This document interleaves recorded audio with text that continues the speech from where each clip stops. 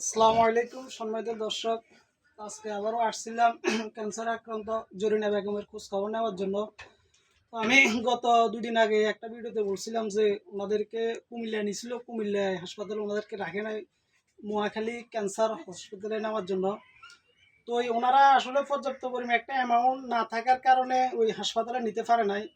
তো আমি ওই দিন বলছিলাম যে আপনার অনেকেরই আমি মেসেঞ্জারে নক দিছিলাম। তো ওই নকে অনেকে আমারে আশ্বাস দিয়েছে। তো ওই আশ্বাসে আমার কাছে আমাদের কান্দালের আবুল হোসেন ভাই উমান প্রবাসী উনি 1,000 টাকা দেয়। এরপরে কান্দালের সুজন ভাই উমান প্রবাসী উনি 2,000 টাকা দেয়।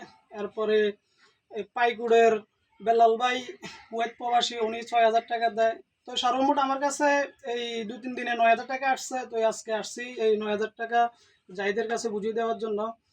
তো ওনারা যে এই আগে যে ডাক্তার যে তথ্যটা দিয়েছিল যে ঢাকা মহাখালী ক্যান্সার হাসপাতালে নেওয়ার জন্য ওনাদেরকে, তো এখন যে পরিমাণে একটা অ্যামাউন্ট হয়েছে ওনাদের কাছে মিলি বা আমার এগুলা মিলে, তো ওনারা হয়তো আগামী সপ্তাহে এই মহাখালী ক্যান্সার হাসপাতালে নিয়ে যাবে এই ক্যান্সার আক্রান্ত জরিনা বেগমকে। তো আপনারা আসলে যে যা পারেন ওনাদেরকে সাহায্য করবেন, এমনকি সাহায্য যদি না করতে পারেন অন্তত পক্ষে ভিডিওটা শেয়ার করে অন্যকে দেখার সুযোগ করে দিবেন।